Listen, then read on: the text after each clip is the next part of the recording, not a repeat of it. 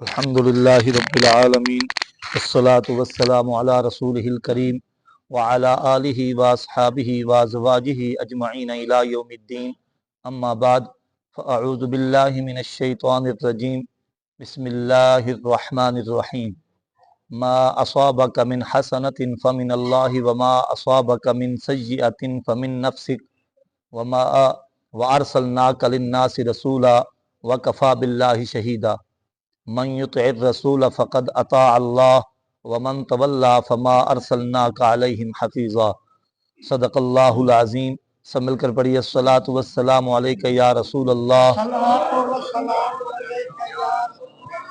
وعلی آلک واصحابک یا حبیب اللہ۔ الصلاۃ والسلام علیک یا خاتم النبیین وعلی آلک واصحابک یا رحمۃ للعالمین۔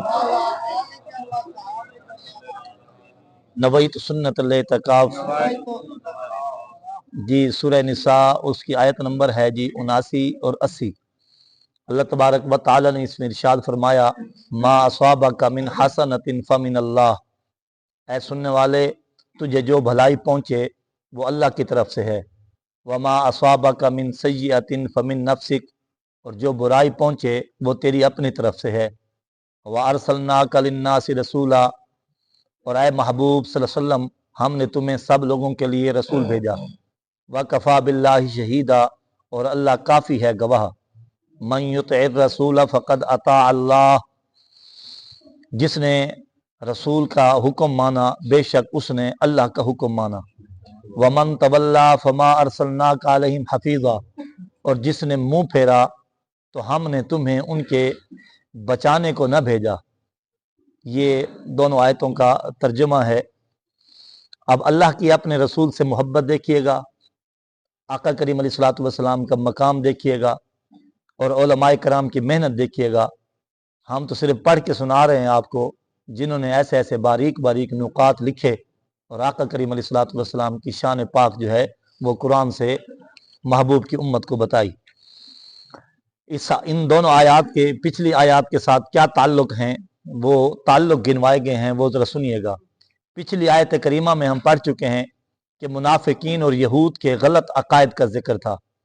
کیا ان کا غلط عقیدہ تھا؟ وہ کہتے تھے یہ جو مصیبتیں اور بلائیں اور تکلیفیں آئی ہیں یہ حضور کی نسبت سے آئی ہیں۔ اللہ اکبر۔ اب اس آیت میں ان کی غلطی کی اصلاح فرمائی جا رہی ہے کہ دنیاوی مصیبتیں ہمارے محبوب کی وجہ سے نہیں بلکہ تمہارے اپنے کرتوتوں کی وجہ سے آئی ہیں۔ محبوب کی وجہ سے مصیبتیں ہو، محبوب اور مصیبتیں آئیں نہ، فرمایا ہمارے محبوب کی۔ منافقوں کا طریقہ یہ تھا، ہم پچھلی آیت میں پڑھ چکے ہیں، انہوں نے کہا جو ہمیں جب ان کو کوئی تکلیف پہنچتی ہے تو وہ کہتے ہیں یہ اللہ کے رسول کی وجہ سے پہنچی ہے۔ تو اللہ تبارک و تعالی نے اس آیت میں ان کو منہ توڑ جواب دیا، فرمایا کہ دنیاوی مصیبتیں جتنی بھی تمہیں پہنچتی ہیں یہ ہمارے محبوب کی وجہ سے نہیں بلکہ تمہارے اپنے کرتوت اور اپنی بد عملیوں کی وجہ سے۔ محبوب کی برکت سے تو تم الٹا عذاب سے بچے ہوئے ہو۔ وما کان اللہ لیعذبہم وانت فیہم، چند لوگ آئے نا، انہوں نے کہا جی اگر آپ سچے نبی ہیں تو پھر آپ عذاب لے آئیے، ہم انتظار کر رہے ہیں۔ یہ محبوب کی امت میں سے کچھ افراد نے یہ جملے بولے تھے کافروں میں سے، انہوں نے کہا اگر آپ سچے رسول ہیں تو عذاب لائیے۔ پچھلی قوموں نے بھی یہی کہا تھا، حضرت نوح علیہ السلام کی قوم، باقی قوموں نے بھی یہی کہا تھا، حضرت داؤد علیہ السلام کی قوم نے یہی کہا تھا، حضرت ہود علیہ السلام کی قوم نے بھی یہی کہا تھا۔ تو جب انہوں نے دعویٰ کیا کہ عذاب لے آئیے تو پھر ان کے اوپر عذاب آ کے رہا اور انہوں نے اپنی آنکھوں سے دیکھا۔ لیکن جب محبوب کی امت میں سے کچھ کافروں نے یہ کہا کہ آپ عذاب لائیے، اللہ کے رسول ہیں، تو اللہ تبارک و تعالی نے فرمایا وما کان اللہ لیعذبہم وانت فیہم، محبوب آپ ان کے درمیان میں ہیں، میں خدا کیسے ان کو عذاب دوں؟ آپ کے قدم کی برکت ہے میں ان کو عذاب نہیں دیتا، وگرنہ یہ کوئی انوکھے نہیں ہیں، یہ صرف ان کو نسبت آپ سے ہے کہ آپ ان کے درمیان میں ہیں، اس لیے میں خدا ان کو اس جہاں میں عذاب اس طرح نہیں دوں گا جس طرح سابقہ امتوں کو عذاب دیا ہے۔ تو یہی بات بیان کی گئی ہے۔ اب دوسرا تعلق سنیے گا، وہ کیا ہے؟ پچھلی آیت کریمہ میں فرمایا گیا کہ ہر رحمت و زحمت اللہ تبارک و تعالی کی طرف سے ہے، رحمت بھی رب کی طرف سے اور زحمت بھی رب کی طرف سے، برکت بھی رب کی طرف سے اور بے برکتی بھی رب، یہ ساری چیزیں اللہ تبارک و تعالی نے بیان فرمائی ہیں۔ جس سے انسان کے دل میں شبہ پیدا ہوتا تھا کہ پھر بندہ تو بے قصور ہے بھئی، اگر برکت اور بے برکتی اور ہر اچھائی اور برائی رب کی طرف سے ہے تو پھر بندے کا تو اس میں کوئی حال نہیں ہے، بندہ تو بے قصور ہے۔ اب اس آیت میں اس چیز کا جو شبہ ذہن میں پیدا ہوتا ہے اعتراض، اس اعتراض کو رد کیا گیا اور فرمایا گیا کہ اس آیت میں یہ شبہ دور فرمایا جا رہا ہے کہ آفات و بلیات میں بندے کی اپنی بد عملی کو بھی دخل ہے، وہ بے قصور نہیں ہے، وہ قسم کرتا ہے، اپنی اس کی بد عملی بھی ہے جس کی وجہ سے وہ خدا کی جو ہے وہ عذاب کا حقدار بنتا ہے۔ تیسرا تعلق، پچھلی آیت کریمہ میں عقیدہ اسلامیہ کا ایک رکن ذکر کیا گیا، اور وہ کیا ہے؟ یہ عقیدہ ہے ہمارا کہ خالق خیر و شر اللہ کی ذات ہے۔ خیر بھلائی اور برائی اس کا خالق کون ہے جی؟ آپ پڑھتے ہیں نا، پڑھیے ایمان مفصل پڑھیے، آمنت باللہ و ملائکتہ و کتبہ و رسلہ والیوم الآخر والقدر خیرہ و شرہ، والقدر خیرہ و شرہ من اللہ تعالی، کہ خیر ہو، بھلائی ہو یا برائی ہو، یہ اس کا خالق کون ہے جی؟ اللہ تبارک و تعالی کی ذات ہے۔ اس لیے فرمایا کلم، پچھلی آیت میں فرمایا کلم من عند اللہ، اچھائی اور برائی دونوں کا خالق اللہ ہے، اللہ کی طرف سے ہے۔ اس آیت کریمہ میں عقیدے کا دوسرا رکن ذکر کیا گیا کہ شر کا خالق تو اللہ ہے، لیکن کسب اللہ نہیں، کسب بندہ کرتا ہے۔ کوشش خلق میں، خالق میں اور کسب میں فرق ہے۔ برائی کا خالق تو میرا خدا ہے، لیکن کسب کرنے والا بندہ ہے، مطلب کوشش کرتا ہے بندہ، تلاش کرتا ہے اس کو، کسب کرتا ہے۔ جب وہ گناہ آپ کے دروازے پہ چل کے آتا ہے، آپ کوشش کرتے ہیں، اس صحبت میں بیٹھتے ہیں، اس گناہ کی طرف لپک کے جاتے ہیں، آپ کی وہ کوشش ہوتی ہے جس کی وجہ سے آپ اس گناہ کے حقدار بن جاتے ہیں۔ تو اللہ تبارک و تعالی خالق ہے، بندے کو اللہ تبارک و تعالی نے اختیار دیا، وہ کسب کرے اچھائی چیز کا تو اس کے لیے اچھائی ہے، اگر وہ برائی کا کسب کرے گا تو اس کے انتظار میں وہ برائی ہے۔ اور چوتھا تعلق بیان کیا گیا، پچھلی آیت میں واقعے کا ذکر تھا کہ ہر خیر و شر رب کے حکم و ارادے سے ہے۔ اب بندوں کو ادب کی تعلیم دی جا رہی ہے کہ خیر کو رب کی طرف نسبت کرو اور شر کو اپنی طرف نسبت کرو۔ اس کی موٹی سی مثال میں دیتا ہوں، علماء نے کتابوں کے اندر، فتاوی جات کے اندر یہ بات لکھی ہے، فقہ کی کتابوں کے اندر یہ بات لکھی ہوئی ہے کہ اللہ پاک نے ہر چیز کو تخلیق کیا کہ نہیں؟ بولیے جی۔ لیکن کوئی بندہ بیٹھ کر یہ خدا کی تعریف نہ کرے کہ خدا وہ ہے، نعوذ باللہ، خدا وہ ہے جس نے بندر کو تخلیق کیا، خدا وہ ہے جس نے کتے کو تخلیق کیا، خدا وہ ہے جس نے خنزیر کو تخلیق کیا، یہ خدا کی کوئی شان نہیں ہے۔ حالانکہ تخلیق کرنے والا وہی ہے، آپ یہ کہہ سکتے ہیں ساری کائنات کو تخلیق کرنے والا۔ لیکن جب اللہ تبارک و تعالیٰ کی تخلیق جو ہے وہ نسبت کریں گے کسی اچھی چیز کے ساتھ تو پھر آپ کریں اللہ وہ ہے جس نے محبوب کو بنایا، اللہ وہ ہے جس نے محبوب کے چہرے کو بنایا، اللہ وہ ہے جس نے محبوب کا چہرہ بنا کے قرآن میں قسم اٹھائی، اللہ وہ ہے جس نے حضرت انسان کو بنایا، 4 قسمیں اٹھائی، اللہ وہ ہے جس نے سورج کو نور دیا۔ تو جو شانیں اس کی لائق ہے وہ شانیں بیان کریں۔ خالق وہ ساری چیزوں کا ہے، لیکن ادب کا تقاضا یہ ہے کہ جب بھی آپ نماز پڑھیں تو پھر اپنے اوپر کمال نہ رکھیں بلکہ یہ کہیں یہ رب کی توفیق ہے۔ لیکن اگر آپ سے کوئی گناہ ہو جائے، خدا نہ کرے، تو پھر یہ نہ کہیں کہ یہ رب کی طرف سے ہے بلکہ یہ کہیں کہ میرا اپنے کرتوتوں کی وجہ سے۔ بات سمجھ آ رہی ہے؟ ادب کا تقاضا یہی چیز بیان کی گئی ہے۔ اور 5واں تعلق کیا بیان کیا گیا سنیے، پچھلی آیت میں حمد الہی کا ذکر تھا، ان آیات میں نعت مصطفیٰ صلی اللہ تعالی علیہ وسلم کا تذکرہ ہے کہ محبوب ہم خیر و شر کے خالق ہیں اور تم ساری مخلوق کے رسول ہو۔ کل من عند اللہ، یہ خدا کی حمد ہے، ہر چیز رب کی طرف سے ہے، اور خدا کی حمد ہو اور ساتھ ہی مصطفیٰ کریم علیہ السلام کی نعت نہ ہو، ایسا نہیں ہو سکتا۔ اس لیے اللہ تبارک و تعالی نے اس آیت میں فرمایا وَأَرْسَلْنَاكَ لِلنَّاسِ رَسُولًا، پچھلی آیت میں فرمایا کل من عند اللہ، ادھر فرمایا وَأَرْسَلْنَاكَ لِلنَّاسِ رَسُولًا، یعنی میں خدا جو ہے وہ ہر خیر و شر کا خالق ہوں، اور میرے مصطفیٰ جو ہے وہ کل خدائی کا مصطفیٰ اور رسول ہے۔ حمد الہی بغیر نعت مصطفیٰ کے مکمل نہیں ہوتی، اس لیے حمد کے بعد نعت کا ذکر ہوا۔ اب دیکھیے گا اللہ تبارک و تعالیٰ نے کس طرح کا مقام اپنے محبوب کو عطا فرمایا، جہاں بھی خدا اپنی تعریف کرتا ہے۔ اب قرآن میں کوئی مقام بھی اٹھائیے، کوئی مقام بھی اٹھائیے جہاں پر خدا نے اپنی تعریف کی ہوگی، وہاں پر اپنے محبوب کی تعریف بھی کی ہے۔ یہ اللہ تبارک و تعالیٰ کی سنت مبارکہ ہے۔ ہاں، موٹی سی مثال میں آپ کو دیتا ہوں، کلمہ پڑھیے لا الہ الا اللہ، ساتھ میں محبوب کی تعریف ہے۔ آپ اذان پڑھیے اشہد ان لا الہ الا اللہ، آگے کیا ہے؟ اشہد ان محمد۔ آپ تکبیر پڑھیے، آپ نماز پڑھیے، ساری نماز پڑھ لیتے ہیں، جب گھٹنے ٹیک کے بیٹھ جاتے ہیں رب فرماتے ہیں اب میرے محبوب پر درود و سلام پڑھو۔ تو کوئی بھی اس طرح کی چیز نہیں ہے، بلکہ قرآن کریم کے اندر بعض لوگ ہم سے سوال کرتے ہیں، قاری صاحب تم ہر وقت حضور کا ذکر کرتے رہتے ہو، کتنا ذکر کرنا چاہیے حضور کا؟ کوئی حد بننا بھی ہے؟ میں نے کہا کوئی حد بننا نہیں ہے، صرف یہ کہ محبوب کریم علیہ السلام کو اللہ معبود نہ سمجھا جائے، اور محبوب کریم علیہ السلام کو حضرت عیسیٰ علیہ السلام کی طرح جو ہے وہ خدا کا بیٹا نہ سمجھا جائے جس طرح عیسائیوں کا طریقہ تھا۔ بس الہ صرف خدا ہے، اور وہ خدا ہر عیب سے پاک ہے، اور اس کی کوئی اولاد نہیں ہے، اور میرے محبوب کریم علیہ السلام اللہ کی اولاد نہیں بلکہ اللہ کے محبوب ہیں۔ اب کتنا ذکر حضور کا کرنا چاہیے؟ حضور نے اس مسئلے کو 1450 سال پہلے حل فرما دیا تاکہ کوئی اعتراض ہی نہ کر پائے۔ وہ قرآن کریم کی آیت نازل ہوئی نا، وَرَفَعْنَا لَكَ ذِكْرَكَ، اے میرے محبوب ہم نے آپ کی خاطر آپ کے ذکر کو بلندی عطا فرمائی۔ کتنی بلندی؟ حضور نے خود فرمایا جبریل اللہ سے پوچھ کر بتاؤ کہ اللہ تبارک و تعالی نے میرا ذکر کتنا بلند کیا ہے۔ کوئی سوال کر سکتا تھا نا کہ کتنا ذکر بلند ہوا ہے؟ مسجد میں بیٹھ کے کرنا چاہیے یا صرف گھر میں بیٹھ کے کرنا چاہیے؟ صرف صبح کے وقت کرنا چاہیے؟ صرف رات کے وقت ذکر کرنا چاہیے؟ کتنا ذکر بلند کیا ہے؟ اللہ تبارک و تعالی نے بات ختم کر دی، فرمایا محبوب کو جا کے کہہ دو اذا ذکرت ذکرت معی، جہاں جہاں میں خدا کا ذکر ہوگا وہی وہی مصطفیٰ کا ذکر ہوگا۔ بس اب مجھے بتائیے مسجد میں خدا کا ذکر ہوتا ہے کہ نہیں؟ اب جو کہے کہ مسجد میں خدا کا ذکر کرو حضور کا ذکر نہ کرو، وہ تو قرآن کی آیت کا منکر ہو رہا ہے الٹا۔ خدا تو یہ کہہ رہا ہے جہاں میرا ذکر ہوگا وہاں پہ میرے محبوب کا ذکر ہوگا۔ تو مسجد میں آپ خدا کا ذکر بھی کریں اور مصطفیٰ کا ذکر بھی۔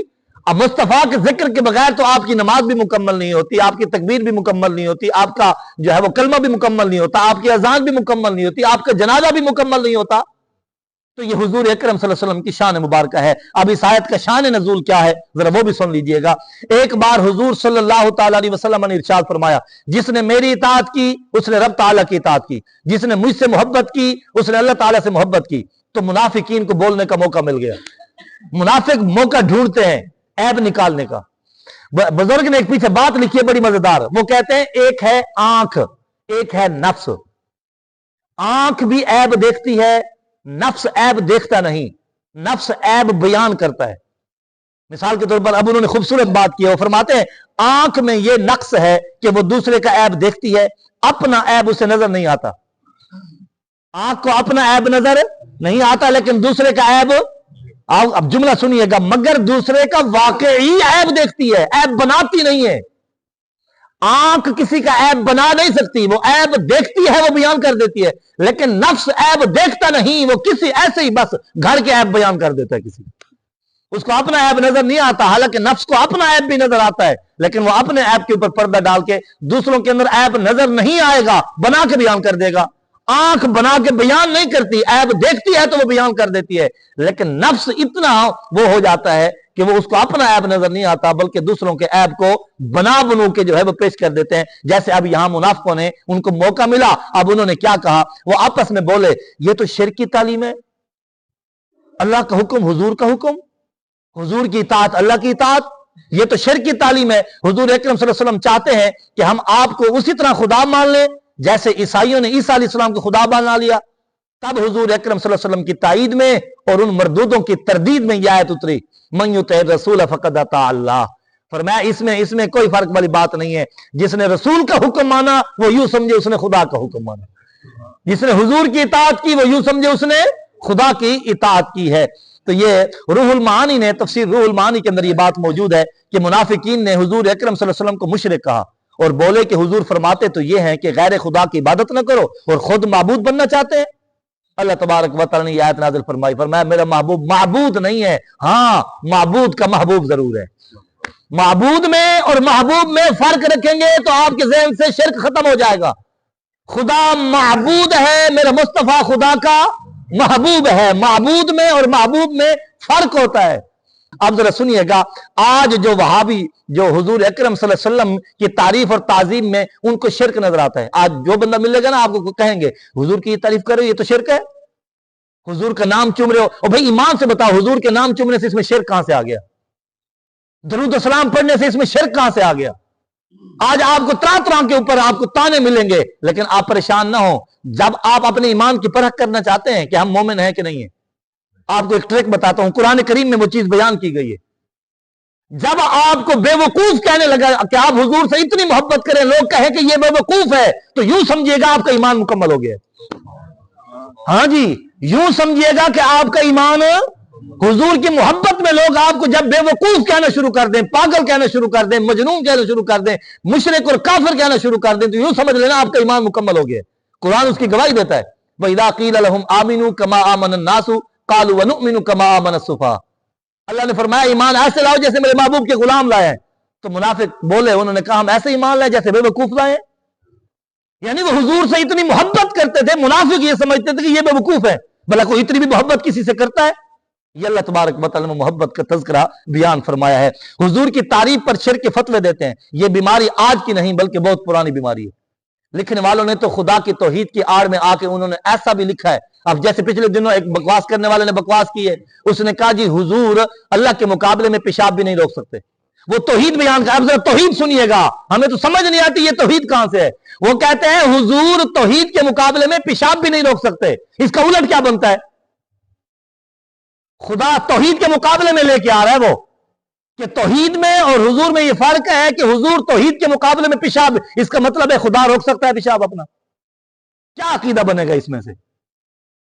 اگر توحید مقابلہ جنس کا جنس کے ساتھ ہوتا ہے، جنس کا غیر جنس کے ساتھ مقابلہ نہیں ہوتا۔ قربان جائے اللہ کے ولیوں کے اوپر، حضور غزالی زماں راضی دوراں، آپ حضور سید احمد سید قادمی شاہ صاحب اسلامیہ یونیورسٹی بہاولپور میں اس وقت پرنسپل تھے آپ۔ حضور سجاد سید قادمی شاہ صاحب فرماتے ہیں ان کے بیٹے کل تقریر کرنے کے لیے آئیں گے جوانہ بنگلے میں، جاوید سعید قادمی شاہ صاحب، ان کے بابا جانتے ہیں۔ آپ فرماتے ہیں ہم یونیورسٹی میں پڑھتے تھے، ہمیں کسی بندے نے روک لیا اور اس نے سوال کیا، اور سوال سنیے گا، اس نے کہا جی یہ بتاؤ حضور کا نام تعظیم کے زیادہ لائق ہے یا اللہ کا؟